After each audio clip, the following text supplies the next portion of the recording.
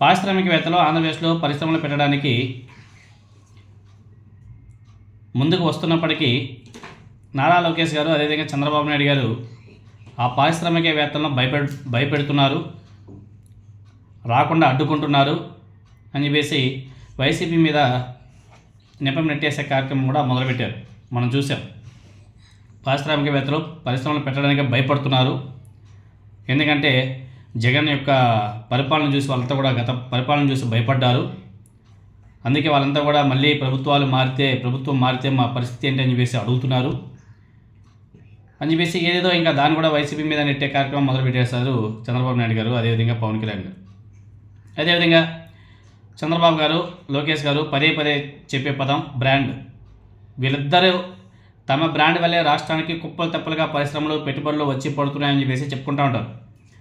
ఈ ప్రచారం ఒక రేంజ్లో సాగుతుంది, మామూలు కూడా కాదు. కానీ వీళ్ళు చెప్పుకునే బ్రాండ్ ఏమాత్రం వాస్తవం కాదు అనేసి చాలా స్పష్టంగా చెప్పవచ్చు. ఎందుకంటే భారీ ప్రాజెక్టులను కూడా వీళ్ళు ఏకంగా ప్రాజెక్ట్ వ్యయంలో 60 నుంచి 70% వరకు రాయితీలు, ప్రోత్సాహాలు ఇవన్నీ ఇచ్చి పారిశ్రామికవేత్తలకు వల వేస్తున్నారు. చేపలకి ఏ విధంగా ఎర వేసి పట్టుకుంటారో ఆ విధంగా వీళ్ళు ఎర వేసి తీసుకొస్తున్నారు. పరిశ్రమ పెట్టే వాళ్ళు ఎవరైనా తమకు ఎక్కడ ఎక్కువ లాభం ఉంటే అదే చూసుకుంటారు. అప్పుల ఊబిలో కూరుకుపోయినటువంటి ఆంధ్రప్రదేశ్ ఆర్థిక పరిస్థితిని ఏమాత్రం పట్టించుకోకుండా చంద్రబాబు నాయుడు గారు, లోకేష్ గారు పారిశ్రామిక రాయితీలు ప్రకటిస్తున్నారు. అది కూడా విచ్చలవిడిగా సంపన్నులకు మేలు చేసి వాళ్ళ ద్వారా పొగడ్తలు, వేరే రకంగా ప్రయోజనాలు పొందడం చంద్రబాబు నాయుడు గారికి ఎప్పటి నుంచో అలవాటైనటువంటి పని, ఎప్పటి నుంచో ఆయన అమలు చేస్తున్నటువంటి మోడలేది. దాని గురించి మనం ప్రత్యేకంగా చెప్పుకోవాల్సిన అవసరం లేదు, ప్రతి ఒక్కరు కూడా చేసిన విషయమే. ప్రతికూల అంశాలను కూడా తమకు అనుకూలంగా పాజిటివ్గా ప్రచారం చేసుకోవడంలో చంద్రబాబు నాయుడు గారు ముందు వరుసలో ఉంటాడు అనేసి చెప్పొచ్చు. అలాంటిదే ఈ వ్యవహారం కూడా. ఏ ప్రభుత్వం అయినా సరే రాష్ట్రానికి వచ్చే భారీ పెట్టుబడులతో పాటు ఇతర పరిశ్రమలకు కల్పించే రాయితీలకు సంబంధించి జీవోలు జారీ చేస్తూ ఉంటారు. అందులోనే రాష్ట్రంలో పెట్టుబడి పెట్టే కంపెనీ ఏం చేయాలి, అందుకు ప్రతిగా ప్రభుత్వం కల్పించే రాయితీలు ఏంటి అన్న విషయం చాలా స్పష్టంగా ఉంటుంది. ఎంఓయూలో ఈ విషయాలు మరింత స్పష్టంగా ఉంటాయి. ఇది ఎప్పటి నుంచో అమల్లో ఉన్నటువంటి విధానం. ఒక ప్రభుత్వం తరపున ఇచ్చేటువంటి హామీ లాంటిదే అది. ఒక విధంగా చెప్పాలంటే ఖచ్చితంగా అమలు చేయాల్సిన అవసరం కూడా ఉంటుంది. అయితే పారిశ్రామిక రాయితీల చెల్లింపులో మాత్రం విపరీత జాప్యం జరుగుతూ ఉంటుంది. కొన్నిసార్లు పరిశ్రమలో ఈ రాయితీల కోసం ప్రభుత్వాల చుట్టూ సంవత్సరాలు తిరగాల్సి కూడా ఉంటుంది. గత కొన్ని సంవత్సరాలుగా తెలుగు రాష్ట్రాల్లో అంటే ఏపీ, తెలంగాణలో ఇదే పరిస్థితి ఉంది. ఇప్పుడు చంద్రబాబు నాయుడు గారు ఆంధ్రప్రదేశ్లో మరో కొత్త మోడల్ని తీసుకొచ్చారు. ఏంటంటే దీని ప్రకారం రాష్ట్ర పరిస్థితి ఎలా ఉన్నా సరే పరిశ్రమలకు మాత్రం ప్రభుత్వం హామీ ఇచ్చిన మేరకు రాయితీలు కట్టాల్సిందే.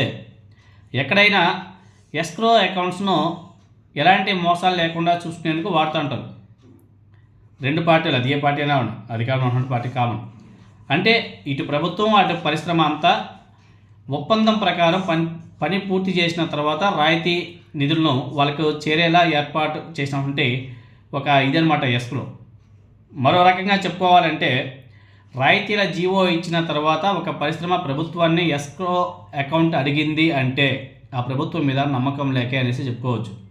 ఇప్పుడు ఈ కూటమి ప్రభుత్వం మీద నమ్మకం లేకే వచ్చే పారిశ్రామికవేత్తలు ఎస్క్రో అకౌంట్ని అడుగుతున్నారు. ఎందుకు అడుగుతున్నారు? వీళ్ళ మీద నమ్మకం లేక. వీళ్ళు సరిగా పనిచేయరు, మనకు సరిగా డబ్బులు ఇవ్వరు కాబట్టి ఎస్క్రో అకౌంట్ని అడుగుతున్నారు.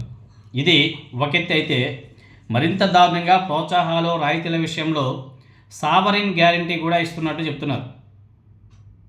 సావరిన్ గ్యారంటీ అంటే ప్రభుత్వం హామీగా ఉండడం. అంటే చంద్రబాబు నాయుడు గారు, నారా లోకేష్ గారు బ్రాండ్లు నమ్మకుండా పారిశ్రామికవేత్తలు ఎస్క్రో అకౌంట్ సావరిన్ గ్యారంటీలో అడుగుతున్నారు అనే విషయాన్ని ఇక్కడ చెప్పుకోక తప్పదు. ఎందుకంటే వాళ్ళ మీద నమ్మకం లేక. గతంలో కేవలం జీవోలు మాత్రమే ఇచ్చి పెట్టుబడులు సాధించినటువంటి ప్రభుత్వాలు ఇప్పుడు పారిశ్రామికవేత్తల ముందు ఎందుకు ఇంతలా సాగిల పడాల్సి వస్తుందో అర్థం కావడం లేదు. భవిష్యత్తులో ఎప్పుడైనా జగన్మోహన్ రెడ్డి గారు అధికారంలోకి వచ్చినా ఎలాంటి ఇబ్బంది లేకుండా ఉండేందుకు ఈ ఎస్క్రో సావరిన్ గ్యారంటీ మోడల్ను తెరపైకి తెచ్చినట్టు కనిపిస్తుంది అనే వ్యాఖ్యలు తెలుగుదేశం పార్టీ నుంచి వినబడుతున్నాయి. ఇది ఒక ప్రభుత్వానికి అవమానం తప్ప మరొకటి కాదు అనే చర్చ కూడా ఇప్పుడు నడుస్తుంది.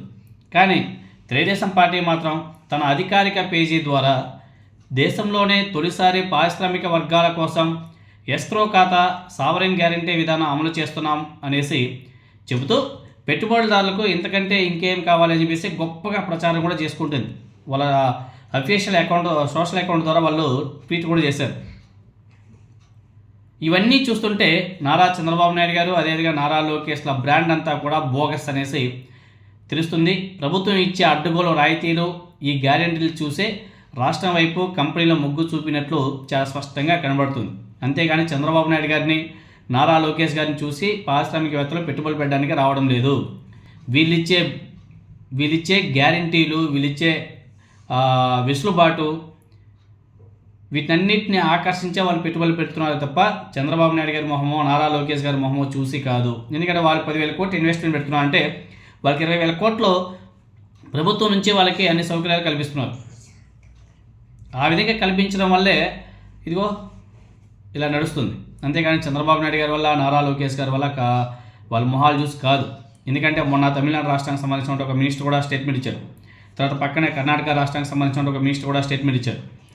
మాకు అటువంటి కంపెనీలు మాకు వద్దు, ఎందుకంటే వాళ్ళు పెట్టే 10,000 కోట్లు 20,000 కోట్లు ప్రభుత్వం నుంచే ఖర్చు పెట్టారు కంటే అటువంటి కంపెనీ వల్ల రాష్ట్రానికి ఏం లాభం అనేసి పక్క రాష్ట్రాల మంత్రులంతా కూడా కామెంట్ చేస్తున్నారు. మళ్ళీ ఎందుకో చంద్రబాబు నాయుడు గారు, లోకేష్ గారు అదే పెద్ద గొప్పతనంగా ఫీల్ అయిపోతున్నారు.